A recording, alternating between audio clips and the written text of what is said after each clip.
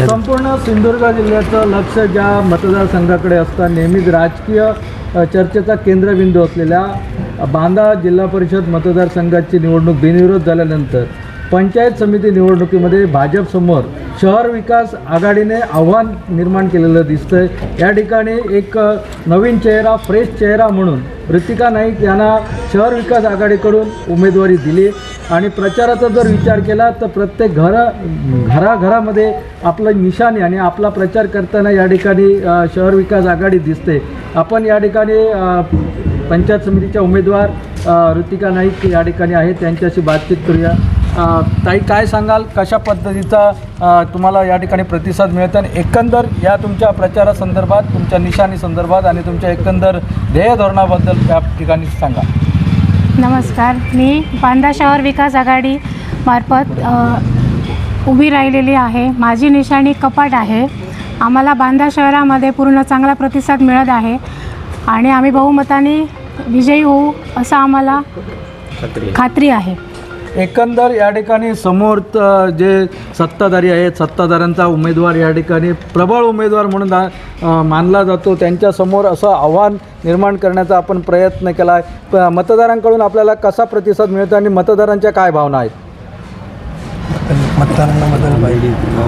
त्या ज्या विरोधी पक्षात त्या ऑलरेडी ग्रामपंचायतमध्ये सदस्य आहेत, त्यांची 3 वर्ष झाली, 2 वर्ष अजून बाकी आहेत।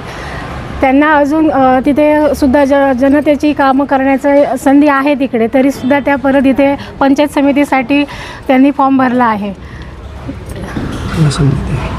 या ठिकाणी तुम्ही असं सांगताय की त्यांच्याकडे 2 वर्ष शिल्लक असतानाही त्यांनी उमेदवारी अर्ज दाखल करून एक प्रकारचं रिक्त झालेल्या जागेसाठी ही निवडणूक बांदा शहरावर लादली आहे असं तुमचं मत आहे।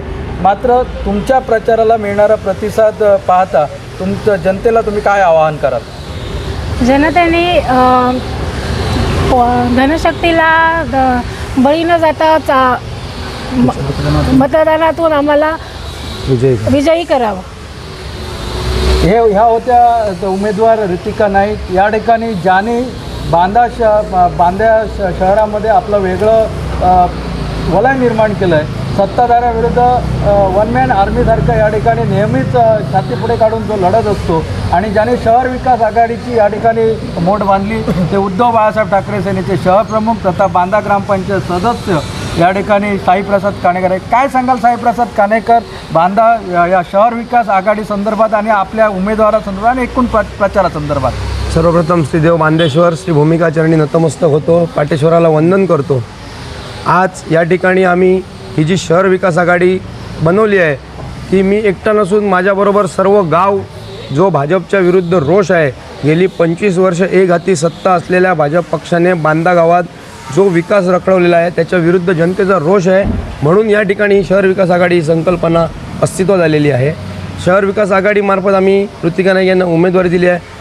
मतदारांचा भरपूर उत्स्फूर्त असा प्रतिसाद आणि लोकांच्या भावना, लोकांचा रोष भारतीय जनता पार्टी विरुद्ध असलेला आम्हाला या प्रचाराच्या दरम्यान समजतो आहे, दिसून येतो आहे लोकांना। बांदा शहरात कचऱ्याचा प्रकल्प गोवर्धन त्याची जी दुरावस्था झालेली आहे, त्या ठिकाणी जो कचऱ्याचा डोंगर जमा झालेला आहे। दुसरी गोष्ट, बांद्यात जे अनेक वर्ष रस्ते खड्डे पडलेले, गाडगेवाडीतील रस्ता 3 वर्ष हे करू शकले नाही। जलजीवनची योजना अजूनही अपूर्ण आहे, 2-2.5 वर्ष झालं काम चालू आहे। लोकांना पाणी 15-15, 20-20 दिवस देऊळवाडीसारख्या भागात, रामनगरसारख्या भागात पाणीच मिळत नाही लोकांना। लोकांची अक्षरशः यांच्या भाजप पक्षाच्या सत्ताधिकाऱ्यांविरुद्ध रोष आहे।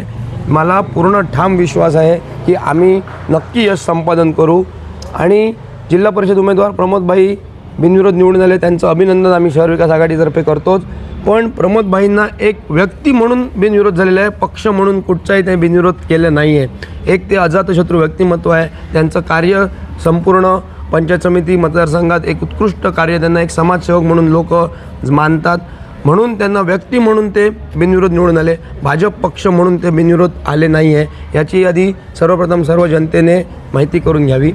त्यानंतर आम्ही म्हणतो की आम्ही एकदा संधी आमच्या उमेदवाराला द्या, जो काही विकास असेल प्रत्येक वॉर्डमध्ये जी काही लोकांची कामं असेल नक्की आम्ही पूर्ण करू।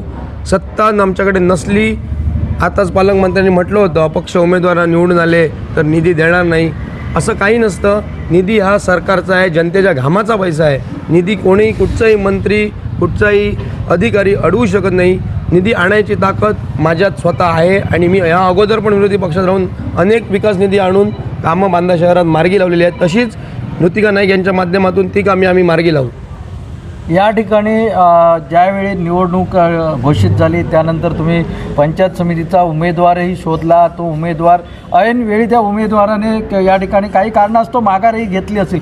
मात्र त्यानंतर तुम्ही दिलेला फ्रेश चेहरा जो या ठिकाणी कधीही राजकारणामध्ये चर्चेत नव्हता आणि त्यामुळे बांद्यातील राजकारण थोडंसं या ठिकाणी तापलेलं दिसतंय. जी निवडणूक एकतर्फी वाटत होती त्या निवडणुकीमध्ये आपण आव्हान निर्माण करण्याचा प्रयत्न करा. काय सांगाल एकंदरी परिस्थितीबद्दल? मी खरोखर सांगतो, भाजप पक्षाची कूटनीती आहे ही. म्हणजे लोकांनी समोरच्या पार्टीने उमेदवार उभा केला की त्याच्या घरी जाणं, त्यांच्यावर दबाव टाकणं, त्यांचा उमेदवार पैशाचा आमिष दाखवून फोडणं. आमच्या या उमेदवाराला भरपूर आमिष दाखवली गेली, परंतु आम्हाला बांदा शहर विकास आघाडीतील सर्व आमचे जे कार्यकर्ते आहेत, पदाधिकारी आहेत, सर्व ग्रामस्थ आहेत, त्यांना अभिमान आहे. त्यांनी कुठच्याही आमिषाला बळी न पडता ठाम या ठिकाणी निवडणूक लढवण्याचा निर्णय घेतला. म्हणून आज ही निवडणूक रंगतदार अवस्था झालेली आहे आणि लोकांना त्यांचा अभिमान आहे. म्हणूनच लोक आज त्यांच्या पाठीशी ठाम उभे आहेत. कारण बांद्यातील जनता ही स्वाभिमानी जनता आहे. पैशाचं राजकारण हे बांद्यात कधीच चालत नाही. श्रीदेव बांदेश्वराच्या भूमीत पैशाचं राजकारण करणारा अजूनपर्यंत कोण विजयी झाला नाही आणि यापुढेही पैशाच्या राजकारणाला बळी पडून बांद्यातील जनता मतदान करणार नाही. बांद्यातील जनता योग्य उमेदवारालाच मतदान करेल आणि विजयी करतील असं मला ठाम विश्वास आहे. या ठिकाणी काही दिवसातच बांदा ग्रामपंचायतीची निवडणूक होणार आहे आणि पंचायत समितीमध्ये केवळ बांदा शहराचाच समावेश आहे. त्यामुळे येणाऱ्या काळामध्ये ही निवडणूक ही थेट सरपंच पदाची निवडणुकीची रंगीत तालीम समजायची का?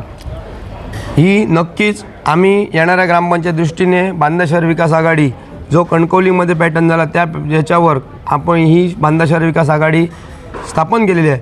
ही कुठच्या पक्षाविरुद्ध लढाई नाही आहे. ही बांदा शहराच्यासाठी, शहराच्या विकासासाठी, बांदा शहराच्या सर्वांगीण विकासासाठी आणि बांदा शहर एक कुठेतरी जिल्ह्याचं एक आदर्श असं गाव आहे, बाजारपेठ आहे. ते उद्या सकाळी उदय येऊन त्यांचा भरभराट म्हणजे उदय झाला पाहिजे. तर आमची बाजारपेठ कुठेतरी महाराष्ट्रात नावलौकिक आली पाहिजे. त्या दृष्टीने हे जे समविचारिक लोक आहेत त्यांनी एकत्र येऊन ही बांदा शहर विकास आघाडी स्थापन केलेली आहे आणि येणाऱ्या ग्रामपंचायतीत नक्कीच ह्याचं इफेक्ट पूर्णपणे दिसून येणार आहे आणि आम्ही ग्रामपंचायत पण ही बांदा शहर विकास आघाडी म्हणूनच लढवणार आहोत असं मी आताच लोकांना सांगतो. शेवटचा प्रश्न, या ठिकाणी भाजपच्या महायुतीचे ज्या उमेदवार आहेत त्यांची 2 वर्ष अजूनही ग्रामपंचायत सदस्य म्हणून शिल्लक आहेत आणि या ठिकाणी तुमचे उमेदवार आहेत त्यांनी सांगितलं की 2 वर्ष अजूनही शिल्लक असताना त्यांनी एक प्रकारची पोटनिवडणूक लादण्याचा प्रयत्न केला. ही खर्चिक बाब ही बांदा शहरवासियांना रुचली आहे का? नक्कीच नाही. जर माझं एक मत आहे बघा, लोकांची सेवा करण्यासाठी तुम्हाला लोकांनी 3 वर्षापूर्वी ग्रामपंचायत सदस्य म्हणून निवडून दिलेलं आहे. तुमच्याकडे अजूनही 2 वर्ष ते पद आहे. तुम्ही लोकांची सेवा त्या माध्यमातून नक्कीच करू शकता. तुम्ही नवीन चेहऱ्याला संधी देऊ शकले असते. भाजप पक्ष बांद्यात खूप मोठा आहे, त्यांच्याकडे भरपूर चेहरे आहेत. तरी पण ओपन सीटसाठी त्यांच्यानी परत ग्रामपंचायत सदस्य असलेल्या उमेदवारालाच संधी दिली. त्यामुळे एकंदरीत ही लोकांवर निवडणूक लादण्याचा प्रयत्न आहे. म्हणजे लोकांना गृहीत धरणं की लोक काय मतं घालणार, निवडणूक यांच्यावर परत लादायची, जनतेचा पैसा खर्च करायचा आणि आपण सगळं आपल्यालाच पाहिजे या अभिर्भावाने आणि बांद्यातील जनतेला पूर्णपणे गृहीत धरलं जातं की बांदा गाव म्हणजे हे आमची मक्तेदारी आहे, आमची 20 वर्ष सत्ता आहे, आम्ही इथे काय करू ते होईल. तसं होणार नाही. आता ह्यावेळी नक्की परिवर्तन घडेल. बांद्यातील जनता पेटून उठलेली आहे आणि यांच्या विरोधातला जो रोष आहे तो आम्हाला फिरताना किंवा लोकांच्या तोंडातून आमच्या कानापर्यंत येत आहे आणि नक्कीच बांदेश्वराचरणी आम्हाला आशीर्वाद आहे बांदेश्वराचा आणि आम्हाला पूर्णपणे खात्री आहे की आम्ही विजयी होऊ. एकंदर या ठिकाणी बांदा शहरातील या पंचायत समितीच्या उमेदवारामुळे वातावरण तापलं आहे. निवडणुकीमध्ये रंगत आली आहे आणि आता फक्त प्रचारासाठी अवघे 2 दिवस शिल्लक आहेत आणि एकूणच शहर विकास आघाडीने प्रचारामध्ये चांगलीच मुसंडी घेतली आहे. या ठिकाणी प्रचारकांना वाटतं आहे की त्यांचा उमेदवार विजयी होईल. येणाऱ्या काळामध्ये जो त्यांचा प्रचाराचा मुद्दा जो बांदा शहरामध्ये असंतोषाचा मुद्दा आहे तो असंतोषाचा मुद्दा या शहर विकास आघाडीच्या उमेदवाराला किती फायदेशीर ठरतो हे येणाऱ्या काळामध्येच स्पष्ट होईल. धन्यवाद.